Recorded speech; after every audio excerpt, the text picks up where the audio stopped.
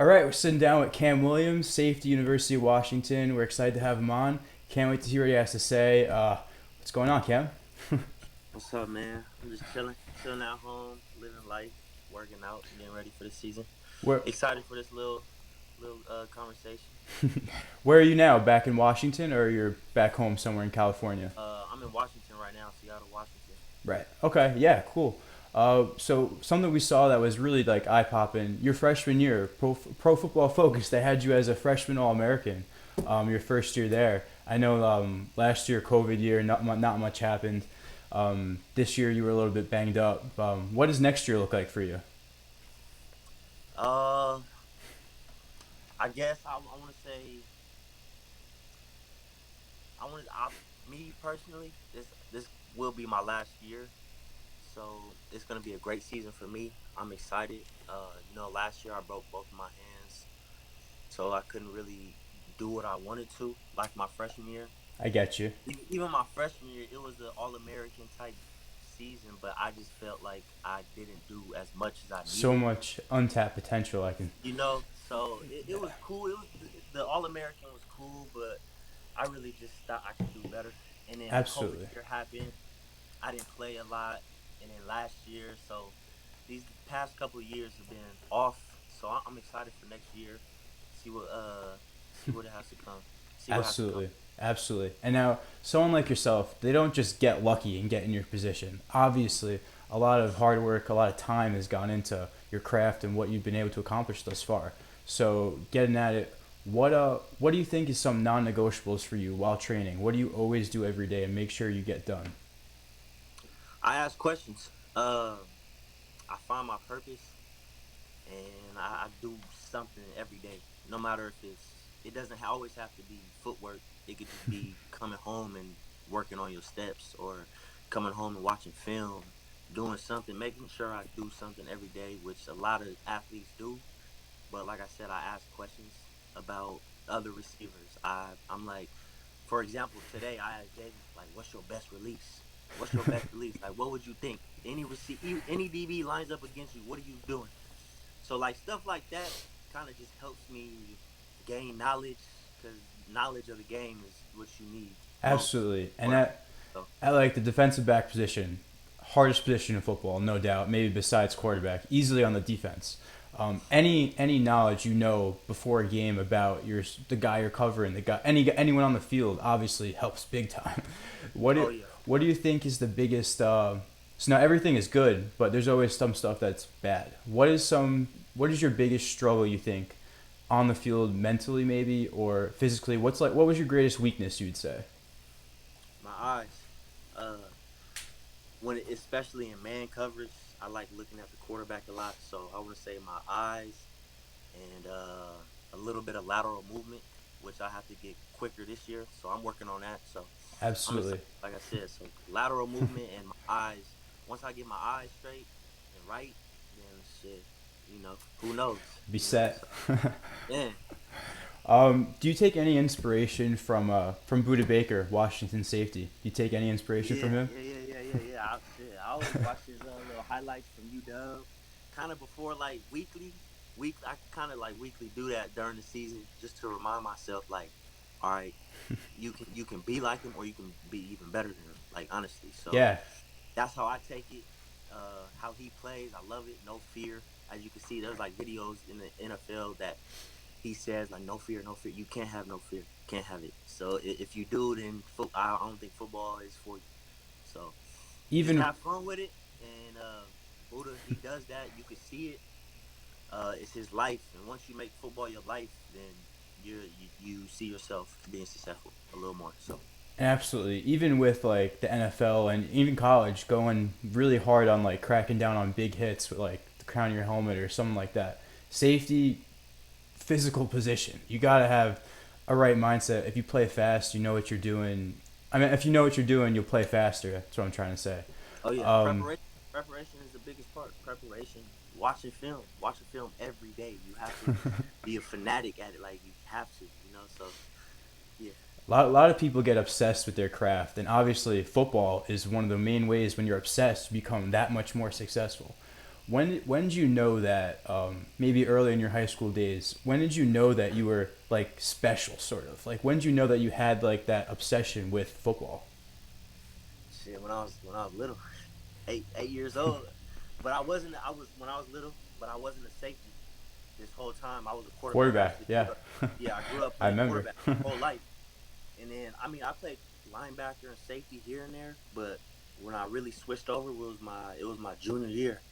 But to answer your question, I kind of knew like I was it when I was small. Like I just had it, and I didn't, but I was humble about it though. So it was Absolutely, cool. You know? and I'm sure like a big kid like you, 6 foot, 200 pound safety. That's probably not the normal size safety in the league. That's when like you have more of like a hybrid sort of guy that can go rush, that can hit, not just cover. You know, so I'm sure, and especially with quarterback too, that helps probably being um, like your size is probably one of your biggest advantages. What I'm trying to say for Right, playing. right. Yes. For me, that's the biggest part.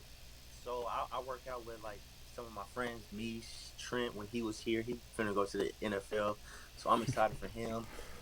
Making sure that I'm able to cover, I'm able to hit, I'm able to step in the box whenever I can. So making sure I'm able to do everything on the field is what is my specialty. So that's the best thing I can say. What would you say about the player development from the Washington staff, and how does that affect you? Well, when I came here with Coach Pete and Coach Lake, that was the biggest part of picking schools. A lot of schools they're salesmen. You know, they try to sell you. Well, we have this, we have that, blah blah blah blah. Is it real? Like is it real? So when I came up here, I felt that like real genuine. Mm, And at the same time, I looked at the records of Coach Lake. How many DBs did he put out? Who's at University of Washington? What kind of defense are you running so that I'm good in that defense? If it changes, what happens? So there was a lot that went into that.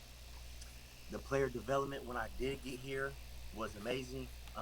They actually taught you a lot of stuff. Especially in Coach Lake's defense, it's like an NFL defense. So if you had to ask questions, you mm. had to do this. Everything There was assignments to everything the receiver did, so it kind of made it a little bit tougher or more tough.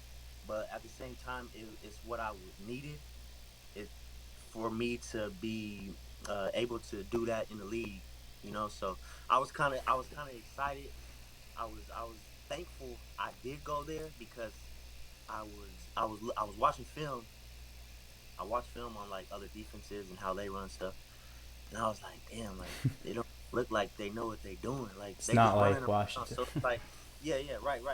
So I was excited about that and pretty happy I chose Washington because player development there is like or here is one of the top things that they focus on. So So, quick question: you mentioned how when you were looking for a school, you look up the past DBs, how many people have they put in the league, stuff like that. So, mhm. when you came to the decision in Washington, was one of the things going through your mind, this is DBU? Oh yeah, I I didn't care. I didn't care what anybody said. Like they say LSU, Alabama. I mean, they got some dudes. They have some dudes coming out, but people look at the Pac-12 and Washington like we don't have dudes either. Yo, wait, It's sweet. we really do. And for the past years, our past defense is up there with anybody. No, no, And no doubt. I was just and gonna we bring this one thing up. I saw from Pro Football Focus they had the top returning linebackers coming back. 3 out of the top 4, Pac-12. Pac-12 has some dogs. exactly we have dogs. Like so when they be looking at Pac-12, I'm like, come on, dog, because we could play with anybody. I believe we could play with anybody for real. 100%. Now I want to go back to where about you training, right? Training. You said you're training every day, doing something every day. But also another big important aspect is you can train every day, but if you don't eat right, your body's nothing. What are some things you put in your body mainly? What's your main sort of diet? Right now, every morning before I go work out, I eat oatmeal, and then after that, we have a little nutrition spot that we eat. It's usually carbs, protein, and like fruit and broccoli.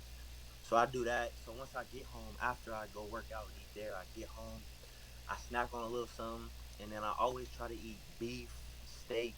and salmon with Mm, broccoli, Brussels sprouts, rice.